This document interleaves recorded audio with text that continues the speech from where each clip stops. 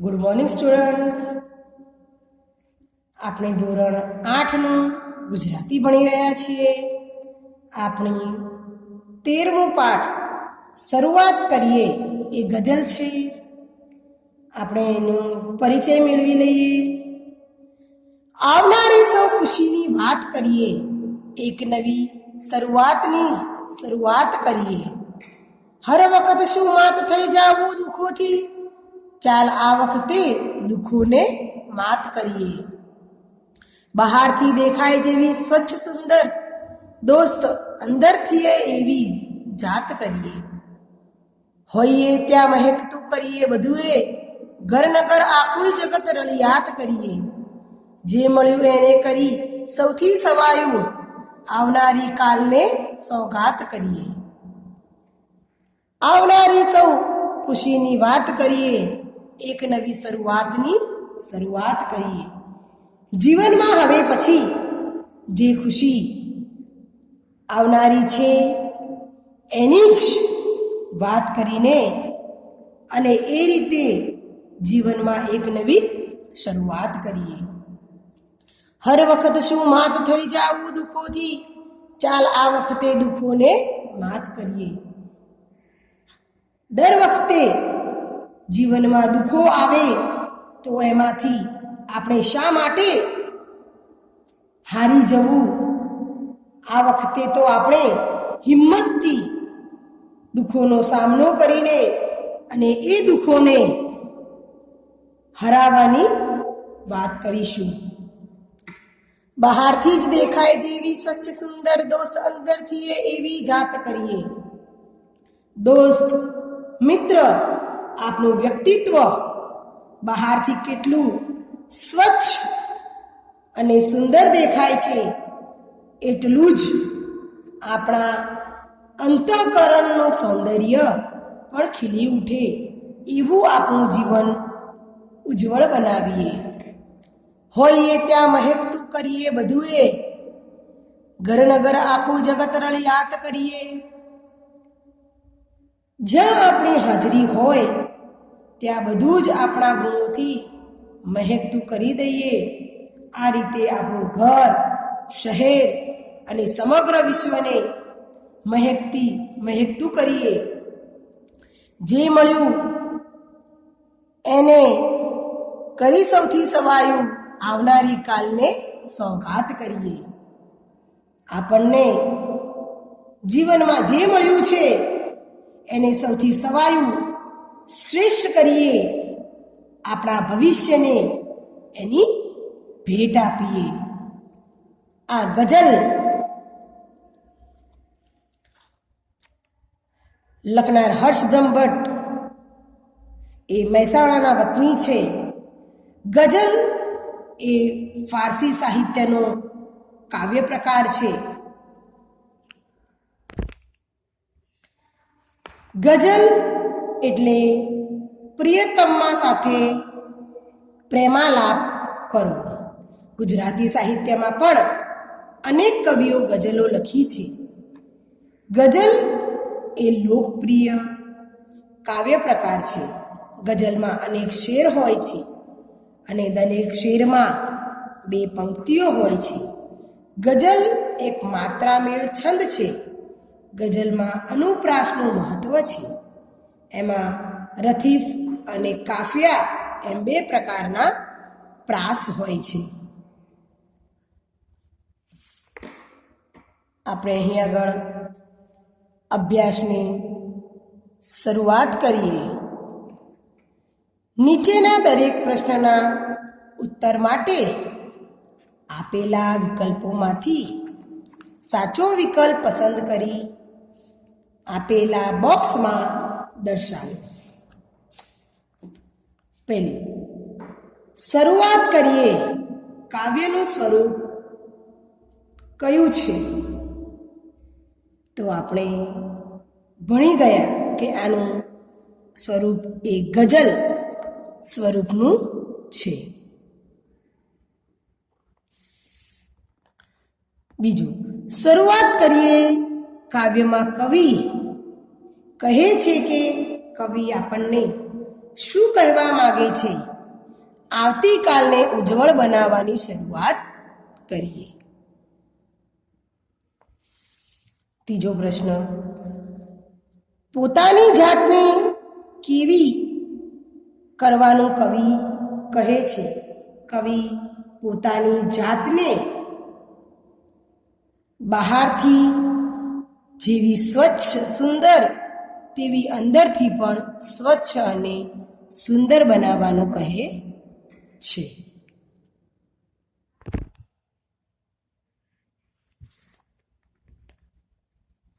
અભ્યાસમાં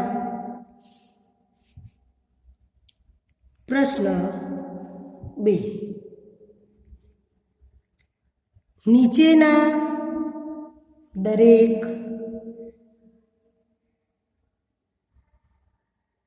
પ્રશ્નોના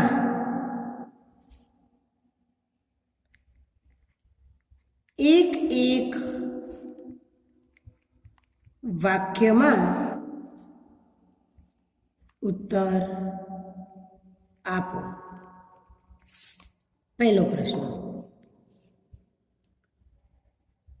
કવિ શું મહેકતું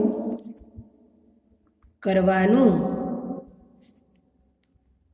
કહે છે?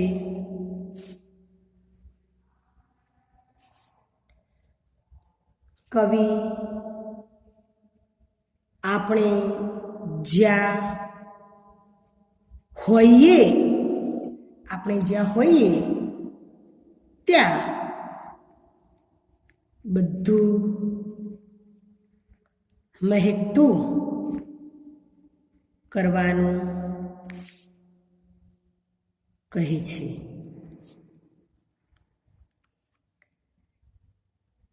કવિ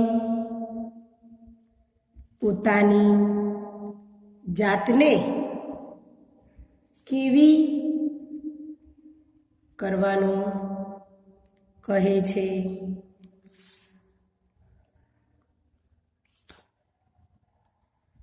કવિ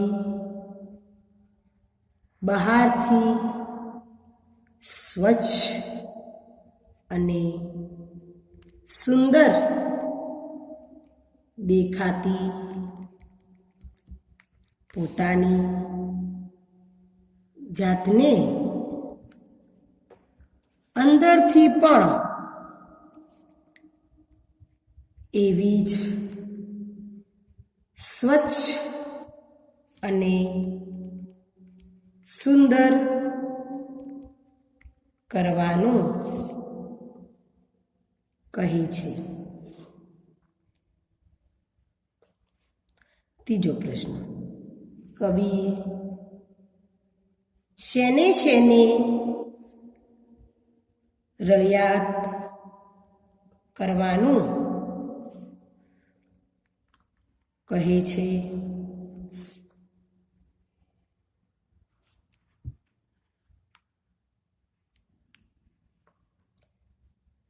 કવિ ઘર, નગર અને સમગ્ર વિશ્વને રળિયાત કરવાનું કહે છે.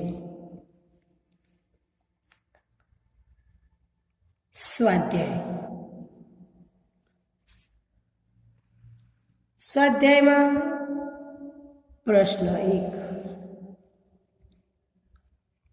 નીચેના પ્રશ્નોના ઉત્તર લખો. પહેલું, કવિ આ કાવ્યમાં શું શું કરવાનું કહે છે?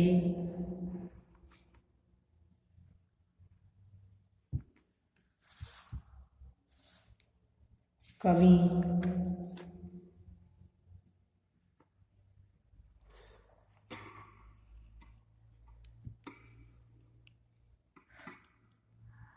આ કાવ્યમાં આવનારી તમામ ખુશીઓની વાત કરવાનું અને હિંમતથી દુઃખોનો સામનો કરવાનું કહે છે. અતઃ કરણને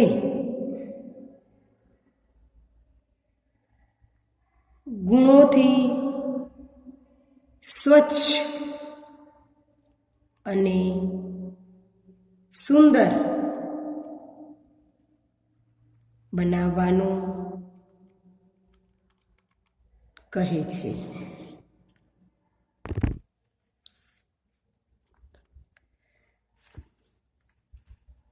જે પરિસ્થિતિ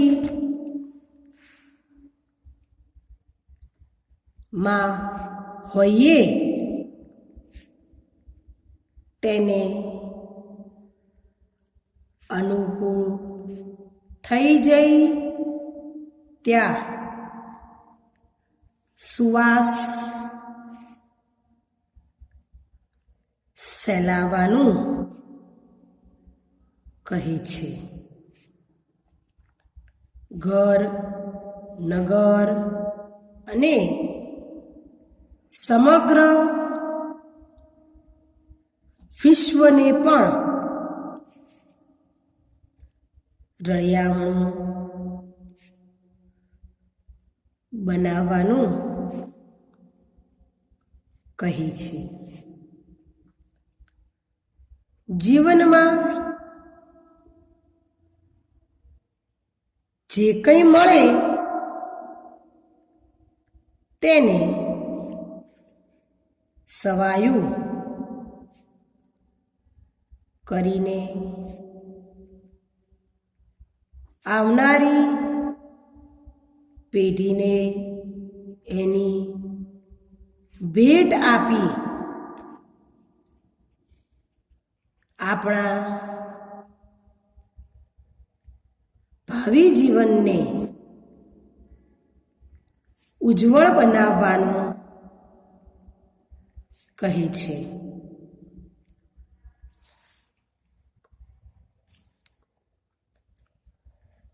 કવિ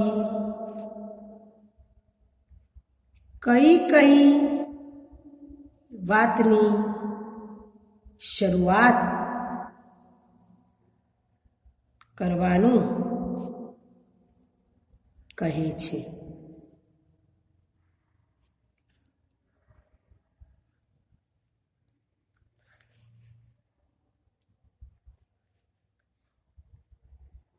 જીવનમાં આવનારી સૌ ખુશીની વાતથી એક નવી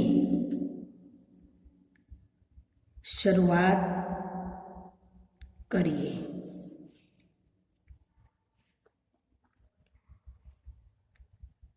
દુઃખોથી હારી જવાને બદલે દુઃખોનો હિંમતથી સામનો કરવાની શરૂઆત કરીએ. બાહ્ય સૌંદર્યની જેમ આંતરિક સૌંદર્યને ખીલવવાની શરૂઆત કરીએ.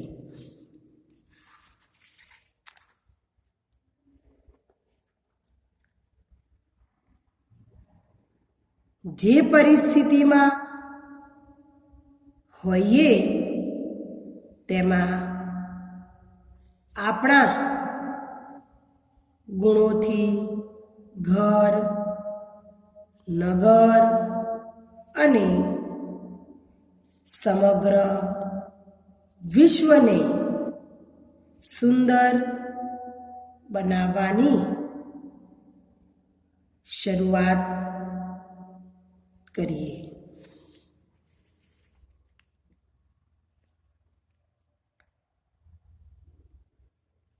જીવનમાં જે કાંઈ મળ્યું છે તેને સવાયું કરીને એની સોગાત આપીને આવનારી પેઢીને ઉજ્જવળ બનાવવાની શરૂઆત કરીએ.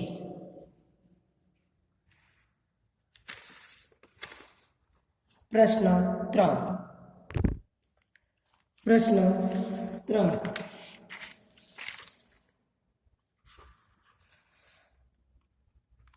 દુઃખો વિશે કવિ શું કહે છે?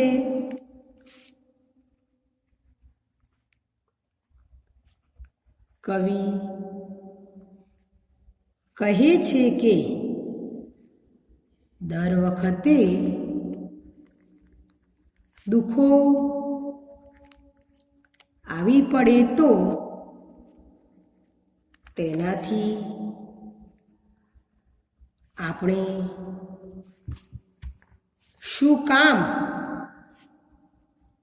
હારી જવું? આપણે હિંમતથી દુઃખોને જ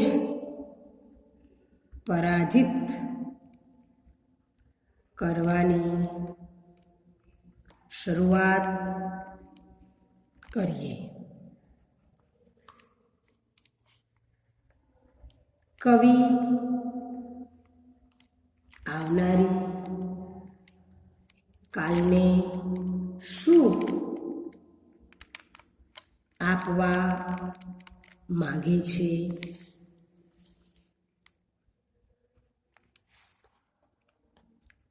કવિ આવનારી કાલને જીવનમાં જે મળ્યું છે એને સવાયું કરીને એની સોગાત આપવા માંગે છે.